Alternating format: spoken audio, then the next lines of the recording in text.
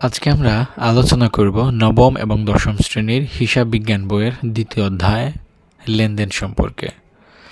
লেনদেন শব্দটা শোনার পর আমাদের মাথায় যেটা আসে মানে দেওয়া এবং নেওয়া, মানে একটা পক্ষ সুবিধা প্রদান করবে, একটা পক্ষ সুবিধা গ্রহণ করবে।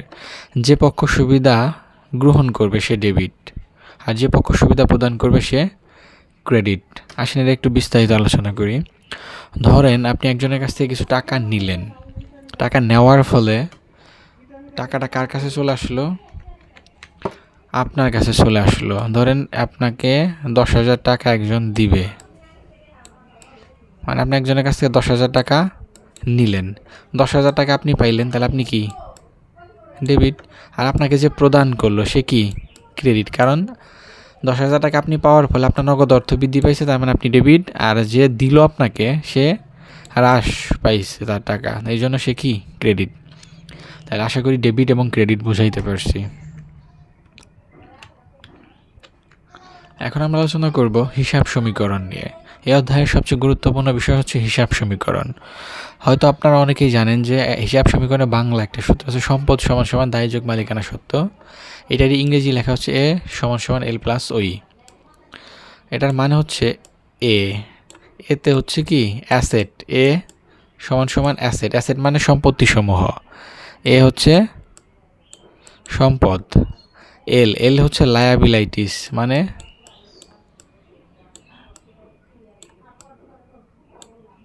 দায়, আর ওই মানে হচ্ছে অনার্স ইকুইটি। অনার্স ইকুইটি মানে হচ্ছে মালিকের মালিকানা সত্ত্ব। এটা কি মালিকানা সত্ত্ব।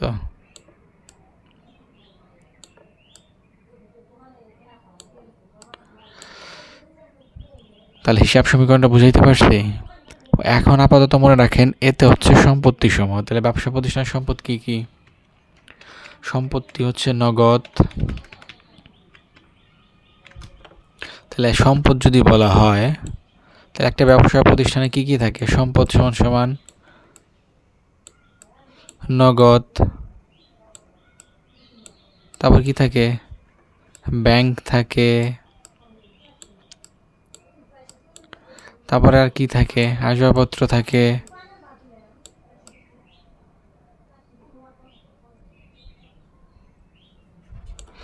তারপর আর কি থাকে? যন্ত্রপাতি থাকে,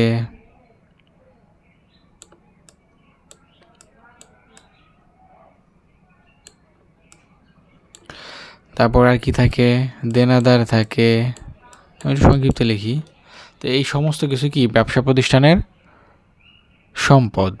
দায় যেমন আপনি বাকিতে কিছু কিনলেন, ঋণ, তারপর হচ্ছে পাওনাদার, এগুলো হচ্ছে দায়। আর মালিকানা সত্ত্ব হচ্ছে মালিকের মূলধন। মালিকের মূলধন কি? এটা হচ্ছে ওই ওনার সিকিউরিটি। আশা করি সম্পদ, দায় এবং মালিকানা সম্পর্কে সামান্যতম ধারণা হলেও আপনারা পেয়েছেন। এখন আমরা একটা অঙ্কের সমাধান করব, যার মাধ্যমে আপনারা খুব সহজেই এই হিসাব সমীকরণ কি, ডেবিট ক্রেডিট দিয়ে কী কাজ করতে হয় এবং লেনদেন কীভাবে করতে হয় সেটা খুব সহজেই বুঝতে পারবেন। দেখেন এই অঙ্কটা আপনাদের পাঠ্য বইয়ের অঙ্ক। দেখেন রিফাত এন্টারপ্রাইজ একটা ব্যবসায়ী প্রতিষ্ঠান। 2017 সালের ডিসেম্বর মাসে উক্ত ব্যবসায়ী প্রতিষ্ঠানের লেনদেনগুলো সংগঠিত হয়। 1 ডিসেম্বর 1 তারিখ 50,000 টাকা নিয়ে 5 লাখ টাকা নিয়ে ব্যবসা প্রতিষ্ঠান শুরু করা হলো। আপনি ব্যবসা প্রতিষ্ঠান শুরু করলেন, তার মানে ব্যবসায় কি দিলেন? নগদ অর্থ দিলেন। তো এটা জাবেদা হবে কি? আর এর সবচেয়ে গুরুত্বপূর্ণ বিষয় হচ্ছে আপনাকে জাবেদা পারতে হবে। আপনারা যারা অ্যাকাউন্টিংয়ের স্টুডেন্ট আছেন, আপনাদের সমস্ত অধ্যায়ে সবচেয়ে বেশি গুরুত্বপূর্ণ হচ্ছে জাবেদা। তার মানে আপনাকে সমস্ত লেনদেনগুলোর কী করতে হবে?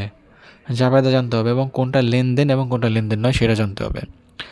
আমরা এখান থেকে কয়েকটা বিষয় জানবো। সেটা হচ্ছে এক, লেনদেন কি না, মানে আমার এই তারিখের ঘটনা শুধুই ঘটনা নাকি লেনদেন, এটা জানতে হবে। আর দ্বিতীয়ত হচ্ছে এখানে জাবেদা জানতে হবে, কে সুবিধা গ্রহণ করলো আর কে সুবিধা প্রদান করলো।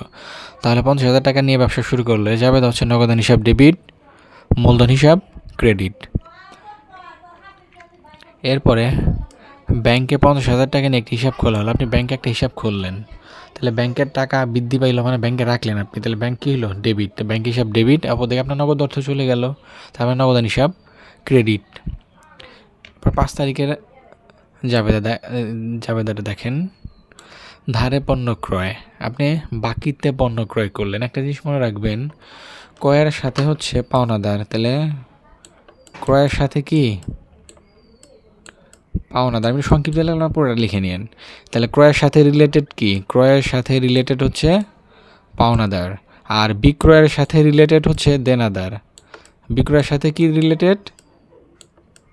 দেনাদার, মানে বত হচ্ছে বিক্রয় বুঝাইলাম আর দরকার দিয়ে দেনাদার বুঝাইলাম। তাহলে বাকিতে ক্রয়ের ফলে কি হবে? আপনি তো ধরেন ক্রয় করে একটা পণ্য কিনা নিয়ে আসছেন, তাহলে আপনি সেগুলো পাইলেন। যেহেতু পণ্যের নামে কোনো হিসাব হয় না, তাহলে ক্রয় হিসাব ডেবিট। ক্রয়ের বিপরীতে কে থাকে? ক্রয়ের বিপরীতে থাকে এই যে পাওনাদার। তাহলে ক্রয় হিসাব ডেবিট, পাওনাদার হিসাব ক্রেডিট। 5 তারিখের জাবেদা বুঝতে পারছেন? এখন দেখেন 10 তারিখ, মালিক কর্তৃক ব্যাংক হতে ব্যক্তিগত প্রয়োজনে ঋণ গ্রহণ 40,000 টাকা। একটা জিনিস মনে রাখবেন, ব্যবসা প্রতিষ্ঠানের সাথে যদি কোনো ঘটনা বা লেনদেন যেটা কি হয় না, সম্পৃক্ত না, তার মানে সেটা লেনদেন না। মানে মালিক তার নিজের জন্য ব্যাংক থেকে টাকা নিছে, এটা ব্যবসায় প্রতিষ্ঠান কোনোভাবেই সম্পৃক্ত না, তার মানে এটা কি লেনদেন না। আশা করি বুঝতে পারছেন। মানে ব্যবসা প্রতিষ্ঠানের সাথে যদি সম্পৃক্ত না হয় তাহলে সেটা লেনদেন না, কারণ এটা সে কী করছে, তার নিজের জন্য নিছে, এই জন্য এটা লেনদেন না। এরপর 15 তারিখের জাবেদাটা দেখেন একটু। 45,000 টাকার আসবাবপত্র ক্রয়ের ফরমাইশ প্রদান, মানে আপনি এখনও আসবাবপত্র পানও নাই এবং আপনারা যে বানায়া দিব আসবাবপত্র সে টাকা পায় নাই, তাহলে কি এখানে লেনদেন হয়েছে? না, এখানে কোনো লেনদেন হয় নাই, সবে মাত্র ফরমাইশ প্রদান করছে, তার মানে এটা লেনদেন নয়। এরপর দেখেন 20 তারিখের জাবেদা, পাওনাদারকে পরিশোধ, মানে আপনার কাছে একজনের টাকা পাইতো, তার মানে সে আপনার পাওনাদার। আর একটা বিষয় নিয়ে আপনাদের কনফিউশন লাগতে পারে যে পাওনাদার কি আর দেনাদার কি। পাওনাদারকে পদেয় বলা হয়, দেনাদারকে মানে প্রাপ্য বলা হয়। মানে যদি কেউ আপনার কাছে পায় তাহলে সে হচ্ছে আপনার পাওনাদার, আর আপনি যদি কারো কাছে পান তাহলে আপনি তার দেনাদার। আশা করি পাওনাদার এবং দেনাদার বুঝতে পারছেন। তাহলে এখন আমরা যেটা বলবো, পাওনাদারকে পরিশোধ করলেন, মানে একজন আপনার কাছে টাকা পাইতো তার আপনি দিয়ে দিলেন, তাহলে সে কি ডেবিট। তাহলে পাওনাদার হিসাব, মানে 20 তারিখে জাবেদা হচ্ছে পাওনাদার হিসাব ডেবিট, আর আপনি নগদ অর্থ পরিশোধ করছেন তাহলে নগদ হিসাব ক্রেডিট। আশা করি প্রত্যেকটা লেনদেনে জাবেদা বুঝতে পারছেন। এখন আমরা প্রশ্নগুলো সমাধান করবো একে একে। ব্যবসায়িক লেনদেন নয় এমন ঘটনাগুলো চিহ্নিত করে মোট পরিমাণ নির্ণয় করো। তাহলে আমরা যখন জাবেদা বললাম তখনই তো বলছিলাম 10 তারিখ এটা হচ্ছে লেনদেন না, এবং ক্রয়ের ফরমাইশ প্রদান করছে এটাও লেনদেন না 15 তারিখ, তার মানে দুইটাই যাবে। তাহলে আপনি এটা একটা ছক করে নেবেন। আরেকটি মনে রাখবেন, হিসাব বিজ্ঞানের সমস্ত অঙ্কগুলোই ছকের মাধ্যমে করতে হবে আপনাকে। তাহলে ব্যবসায়িক লেনদেন নয় এমন ঘটনাগুলোর পরিমাণ নির্ণয়, তাহলে প্রথমে তারিখ, বিবরণ, বিস্তারিত টাকা, পরিমাণ টাকা, ছকটা করে নেবেন। এরপর 2017 সাল, প্রথমে সাল দিতে হবে, তারপরে মাস, তারিখ। তাহলে প্রথমটা হচ্ছে 10 তারিখ, মালিক কর্তৃক ব্যক্তিগত প্রয়োজনে ঋণ গ্রহণ কত হাজার টাকা? 40,000 টাকা। মানে প্রথমটা অ্যামাউন্টটা মানে যোগ করার আগ পর্যন্ত, মানে সর্বশেষ ফলাফল লিখবেন 3য় কলামে, আর যতগুলো যোগ বিয়োগ যা করেন এগুলো হচ্ছে কোন কলামে? এই প্রথম কলামে করবেন। তাহলে মালিক কর্তৃক ব্যক্তিগত প্রয়োজনে ঋণ গ্রহণ 40,000 টাকা, এটা লেনদেন নয়, এটা লিখলাম। এরপর হচ্ছে 45,000 টাকার আসবাবপত্র ক্রয়ের ফরমাইশ প্রদান, এটা 45,000 টাকা, এটা লিখলাম। দুটো যোগ করলে 40 এবং 45 যোগ করলে 85,000। আশা করি আপনারা বুঝতে পারছেন। এরপর বলছে ঘটনাসমূহতে লেনদেন চিহ্নিত করে সমীকরণ পদ্ধতিতে কারণ সহ ব্যাখ্যা, মানে কোনটা লেনদেন সেটা চিহ্নিত করতে হবে এবং সেটা কী করতে হবে? কারণ সহ ব্যাখ্যা প্রদান করতে হবে। আসেন আমরা খ নংয়ের সমাধান করি। তাহলে এখানে প্রশ্নটা রইল এবং ক্ষয়ের সমাধান করব আমরা। তাহলে আমাদের প্রথম লেনদেন হচ্ছে 50,000 টাকা নিয়ে ব্যবসায় শুরু করা হলো, এটা কি লেনদেন। তাহলে প্রথমে আপনি একটা ছক করে নেবেন, তারিখ, লেনদেন কিনা, যদি লেনদেন হয় লেনদেন, যেহেতু আমাদের শুধু বলছে লেনদেনগুলো চিহ্নিত করতে, তার মানে যেগুলো লেনদেন না সেগুলো যাবে না, তার মানে 10 এবং 15 তারিখ যাবে না। আর এখানে কারণ সহ ব্যাখ্যা, মানে এ সমান সমান এল প্লাস ওই, এটাকে বলে কারণ সহ ব্যাখ্যা। তাহলে কারণ সহ ব্যাখ্যা বললে এ সমান সমান এল প্লাস ওই, ডিসেম্বর 1, 50,000 টাকা নিয়ে ব্যবসা শুরু করা হলো। তাহলে আপনি যখন ব্যবসা শুরু করলেন, তাহলে ব্যবসা প্রতিষ্ঠানে আপনি নগদ অর্থ মূলধন স্বরূপ কারবারে আনয়ন করার ফলে নগদ অর্থ সম্পদ এ বৃদ্ধি পেয়েছে, অপরদিকে মালিকানা সত্ত্ব ওই বৃদ্ধি পেয়েছে। এইখানে আর একটা বিষয় আপনাদেরকে জেনে রাখতে হবে যে যদি সম্পদ বৃদ্ধি পাইলে ডেবিট, সম্পদ বৃদ্ধি পাইলে ডেবিট, আর ব্যয় বৃদ্ধি পাইলে ক্রেডিট, আর দুনিয়ার সমস্ত কিছু বৃদ্ধি পাইলে ক্রেডিট। বুঝতে পারছি? তার মানে সম্পদ ডেবিট হওয়ার শর্ত হচ্ছে বৃদ্ধি পাইতে হবে, মানে বৃদ্ধি না পাইলে সম্পদ ডেবিট না। অপরদিকে ব্যয়ও তাই, ব্যয় মানে ডেবিট হওয়ার শর্ত হচ্ছে এটাকে কী করতে হবে, এটাকেও ব্যয় বৃদ্ধি পাইলে ডেবিট, আর দুনিয়ার সমস্ত কিছু বৃদ্ধি পাইলে কি হয়, ক্রেডিট। মানে সরি, এটা হয়তো ক্রেডিট লিখছিলাম, এটা ডেবিট হবে। আর ধরেন দায় বৃদ্ধি পাইলে কি, ক্রেডিট, তাহলে হ্রাস পাইলে ডেবিট। আবার মালিকানা সত্ত্ব বৃদ্ধি পাইলে কী হবে, তাহলে উল্টা, তাহলে এটা কী হবে, ক্রেডিট। আর যদি দায় হ্রাস পায় তাহলে কী হবে, মানে মালিকানা সত্ত্ব হ্রাস পায় তাহলে কী হবে, ডেবিট হবে। তাহলে আপনি নগদে মূলধন কারবারে আনয়নের ফলে নগদ সম্পদ এই বৃদ্ধি পেয়েছে, অপরদিকে মালিকানা সত্ত্ব ওই বৃদ্ধি পেয়েছে। কারণ এটা যাবে দেখি নগদান হিসাব ডেবিট, মূলধন হিসাব ক্রেডিট। আমি এখানে বললাম যে মালিকানা সত্ত্ব ডেবিট হওয়ার শর্ত হচ্ছে এটাকে কী হতে হবে, হ্রাস পাইতে হবে। যেহেতু এখানে বৃদ্ধি পাইছে তার মানে এটা কী হবে, ক্রেডিট। আশা করি বুঝতে পারছেন।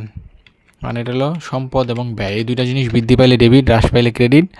আর দুনিয়ার সমস্ত কিছু, যেমন ধরেন দায় এবং মালিকানা সত্ত্ব, যদি এগুলা বৃদ্ধি পায় তাহলে ক্রেডিট, আর যদি হ্রাস পায় তাহলে ডেবিট।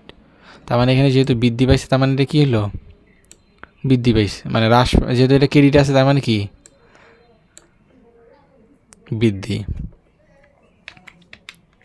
এরপরের লেনদেনটা দেখেন, ব্যাংকে হিসাব খোলা হলো, মানে ব্যাংকে 50,000 টাকা দিয়ে একটি হিসাব খোলা হলো। আপনি ব্যাংকে একটা হিসাব খুললেন, তাহলে ব্যাংকে কী হবে, নগদ অর্থ ব্যাংকে জমা দেওয়ায় কারবারে নগদ অর্থ এ হ্রাস পাইছে, মানে আপনার টাকা আপনি ব্যাংকে রাখলেন, তাহলে আপনার টাকা হ্রাস পাইল কারবারের। অপরদিকে ব্যাংকের ব্যালেন্স এ বৃদ্ধি পেয়েছে। আশা করি বুঝতে পারছেন। এরপরে দেখেন 5 তারিখের লেনদেন, ধারে পণ্য ক্রয় 25,000 টাকা। আপনি পণ্য ক্রয় করলেন, ক্রয়ের ফলে আপনি কী হইল, ধারে পণ্য ক্রয়ের ফলে মালিকানা সত্ত্ব ওই হ্রাস পাইছে। কারণ ক্রয় কি, ব্যয়, ব্যয় বৃদ্ধি পাইলে কি, ডেবিট। কিন্তু ক্রয় তো এখানে মালিকানা সত্ত্ব, মালিকানা সত্ত্ব ডেবিট হইলে কি হয়, হ্রাস। মানে আমি বলছিলাম যে সম্পদ এবং ব্যয় বৃদ্ধি পাইলে ডেবিট, হ্রাস পাইলে ক্রেডিট। আর মালিকানা সত্ত্ব হচ্ছে এই দুইটার উল্টা, মালিকানা সত্ত্ব এবং দায়। মানে দুইটা বৃদ্ধি হওয়ার শর্ত হচ্ছে হ্রাস পাইতে হবে, আর ক্রেডিট হওয়ার শর্ত হলো, মানে মালিকানা সত্ত্ব হচ্ছে যদি ডেবিট হয় তাহলে এটা কী করতে হবে, হ্রাস পাইতে হবে।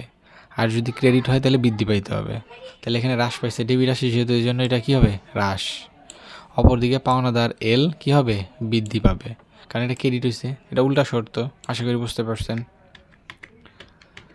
এরপরে 20 তারিখের লেনদেন, পাওনাদারকে পরিশোধ করা হলো। পাওনাদার আপনার কাছে টাকা পাইতাম, তার পরিশোধ করলেন, তাহলে পাওনাদারকে পরিশোধ করার কারণে নগদ অর্থ এ হ্রাস পেল, মানে আপনি নগদ টাকা তারা দিয়ে দিলেন, অপরদিকে পাওনাদার এল হ্রাস পেয়েছে। আশা করি বুঝতে পারছেন।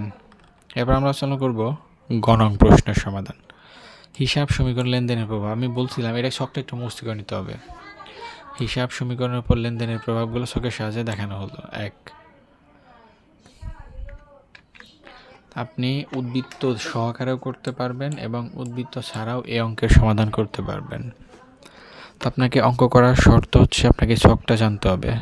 অ্যান্ড ছকের জন্য নির্দিষ্টই যে সম্পদ, ব্যাংক, এগুলা কয়টা হবে সেটা নির্দিষ্ট না, কিন্তু আপনার লেনদেনগুলোর জাবেদা করে বুঝে নিতে হবে যে এখানে কতগুলো এন্ট্রি সম্পদ এবং কতগুলো দায় এবং কতগুলো মূলধন। তাহলে মোটামুটি ছকটা হচ্ছে এরকম, আপনি তারিখ দিবেন, উদ্বৃত্ত দিবেন, সম্পদ মানে যেখানে যতগুলো সম্পদ আসবে সবগুলো যাবে, সমান সমান দায় যোগ মালিকানা সত্ত্ব, মানে এই শর্তটা, মানে এ সমান সমান এল প্লাস ওই, এই শর্তটাই। তাহলে এ হচ্ছে সম্পদ, এল হচ্ছে দায়, এই যে যোগ এখানে, আর ওই মানে হচ্ছে মালিকানা সত্ত্ব। আশা করি বুঝতে পারছেন। এখন ছকে কোনটা কীভাবে বসে আসে আপনাদেরকে বোঝানোর চেষ্টা করি। দেখেন, প্রথম লেনদেন, তাহলে প্রথমে লিখতে হবে তারিখ, তারিখের ঘরে প্রথমেই সালটা লিখে নিতে হবে প্রত্যেকটা অঙ্কের জন্য। হিসাব বিজ্ঞানের অঙ্কের জন্য প্রথমে সালটা লিখে নেবেন। 1 তারিখ 50,000 টাকা ব্যবসায় মূলধন স্বরূপ আনয়ন করলেন। তাহলে ব্যবসা প্রতিষ্ঠানের নগদ অর্থ আনয়নের ফলে প্রতিষ্ঠানের সম্পদ এ বৃদ্ধি পাইছে। তাহলে এর কলামে নগদ, এ আমার কি নগদ, তাহলে নগদ আমের একটা কলাম করে নিলাম আমরা। তাহলে নগদের কলামে লিখলাম 50,000 টাকা। অপর দিকে মূলধন, মালিকানা সত্ত্ব কী পাইছে, মূলধন হিসাব যেহেতু ক্রেডিট, আর মূলধন ক্রেডিট হওয়ার শর্ত হচ্ছে এটাকে কী করতে হবে, বৃদ্ধি পাইতে হবে। তাহলে দুইটাই প্লাস। আশা করি বুঝতে পারছেন। আবার উদ্বৃত্ত বের করলাম, উদ্বৃত্ত প্রতিবারের জন্য করে নিতে হবে। এই 50,000 এখানে লিখলাম, সমান সমান যা আছে তাই লিখলাম, এখানে 50,000 যা ছিল তাই লিখলাম।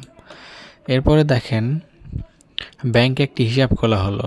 তাহলে এটা যাবে হচ্ছে নগদ, আর একটা হচ্ছে ব্যাংক। তাহলে এই দুইটা হচ্ছে এটা যাবে, তার মানে তাহলে এটা কোন পাশে যাবে, দুইটাই তো সম্পত্তি। তাহলে দুইটা সম্পত্তি হলে দুইটা এক পাশে যাবে। তাহলে ব্যাংক হিসাবে নামে একটা হিসাব করলাম আমরা। তাহলে নগদ কলামে লিখবো কত টাকা, নগদান হিসাব যেহেতু ক্রেডিট, তাহলে ব্যাংক হিসাব ডেবিট, তাহলে ব্যাংকের 50,000 টাকা বৃদ্ধি হবে। তাহলে ব্যাংকে লিখলাম 50,000 আর নগদে লিখলাম 50,000, কিন্তু 50,000 এরা ব্র্যাকেট মানে হচ্ছে এটা মাইনাস। মনে রাখবেন, প্রতিষ্ঠানে একটা সম্পত্তি বৃদ্ধি পাইলে আরেকটা সম্পত্তি হ্রাস পায়। যেহেতু নগদ এবং ব্যাংক দুইটাই কি সম্পত্তি, তার মানে যে সম্পত্তি ডেবিট সেটাকে আমরা প্লাস দিব, এবং যেটা ক্রেডিট সেটাকে আমরা মাইনাস দিব। আশা করি টাকার অ্যামাউন্ট কীভাবে বসাইলাম বুঝতে পারছেন। এরপরে হচ্ছে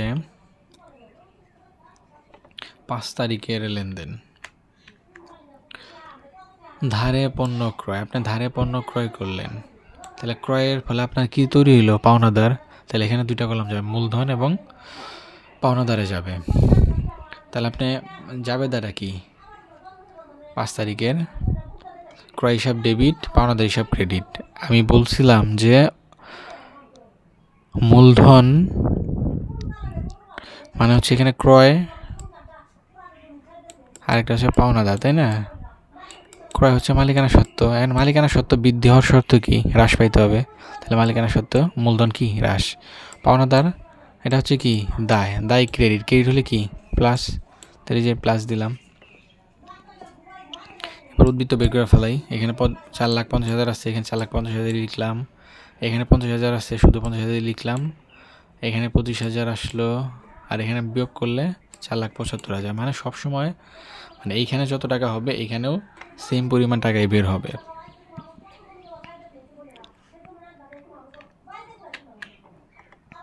এরপর আছে 20 তারিখের লেনদেন। পাওনাদারকে পরিশোধ করা হলো 15,000 টাকা। মানে একজন পাওনাদার আপনার কাছে টাকা পাইতো, আপনি তাকে পরিশোধ করলেন। তাহলে পাওনাদারকে পরিশোধ করার ফলে পাওনাদার কী হলো, বৃদ্ধি। তাহলে এইটার যাবে হচ্ছে কি পাওনাদার, আরেকটা হলো নগদ।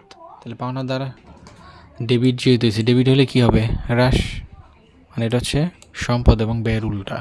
আর নগদান হিসাব যেহেতু হ্রাস, তার মানে এটাও হ্রাস। মানে মনে রাখবেন, হিসাব সমীকরণে এই পাশে যা হবে এই পাশেও তাই হবে, মানে টাকার অ্যামাউন্টটা সমান হবে। এটা মাইনাস হলে এটা মাইনাস হবে। তাহলে এটা বিয়োগ করলে উদ্বৃত্ত বের করে ফেলি। 4,50,000 থেকে 15,000 গেলে কত হয়, 4,35,000। এখানে 50,000 যা আছে তাই লিখলাম, সমান সমান যা আছে তাই দিলাম। এখানে 25,000 থেকে 10,000 চলে গেলে কত হয়, মানে 15,000 চলে গেলে কত হয় 10,000, যোগ এখানে 4,75,000। তাহলে দুইটা মিলে যোগ করলে কত হয় 4,35,000, এবং হচ্ছে 50,000 যোগ করলে 4,85,000। আর এখানে 10,000, আর এখানে হচ্ছে 4,00,000, মানে 10,000 আর 4,75,000 যোগ করলে 4,85,000। মানে হিসাব সমীকরণে সবসময় দুই পাশের অ্যামাউন্টটা মিলে যাবে। আশা করি সৃজনশীলটা বুঝতে পারছেন।